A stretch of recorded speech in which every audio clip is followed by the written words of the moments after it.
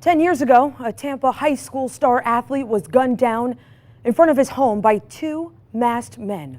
CJ Mills was just 17 years old. And to this day, police still need your help to find out who killed CJ Mills.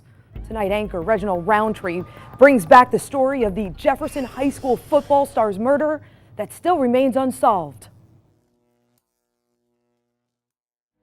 He was walking like from the driveway area like up to the porch, and I was standing in the door.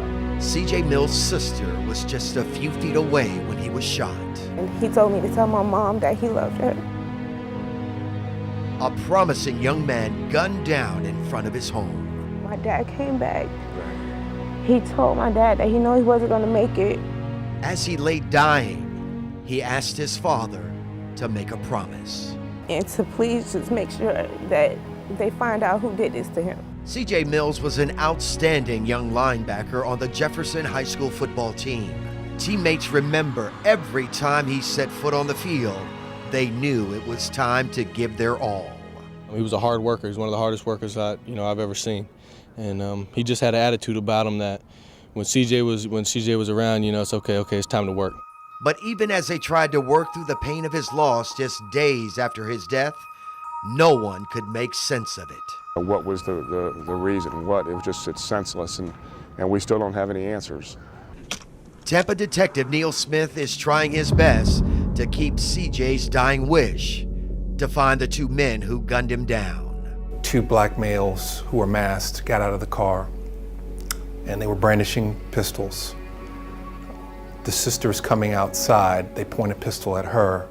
Next thing you know, she hears a shot, and CJ falls to the ground. Even as CJ, lying mortally wounded, looked up and begged his sister to stay inside the house, protecting her from the killers as they ran away.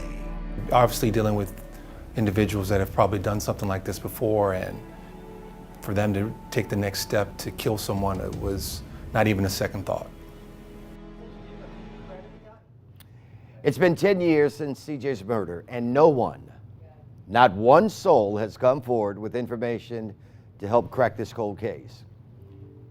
But you and I both know somebody knows information about this. Somebody knows what happened to CJ. So why?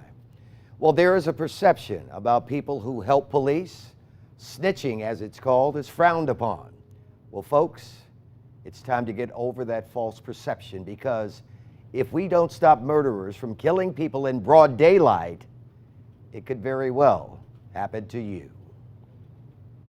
It's an uphill battle that we fight every day. The no snitch policy is real. Right.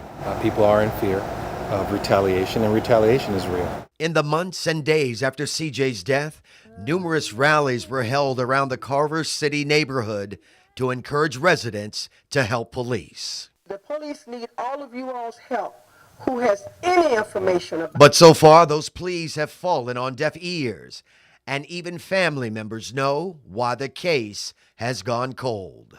Because they're not talking. They're not telling. Now, the family has always speculated that the shooting was a targeted hit. They said that CJ's cell phone, a round gold religious medallion, were taken from him after the shooting, and they've never been recovered. Now, the chain was found in the yard, and he still had cash in his pocket as he lay there dying. So even if people don't know who exactly pulled the trigger, those pieces of evidence, somebody may have seen that.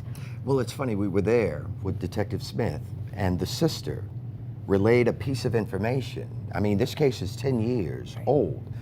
That was new to Detective Smith, who kind of alerted and listened carefully about a possible suspect, someone that used to live in the neighborhood, that may have moved from the neighborhood. So you never know. With cases like this, cold cases, the slightest bit of DNA, the slightest bit of evidence can pop up out of nowhere and help solve this case. But somebody knows what happened to CJ, and we would love for them to step forward. All right, thank you.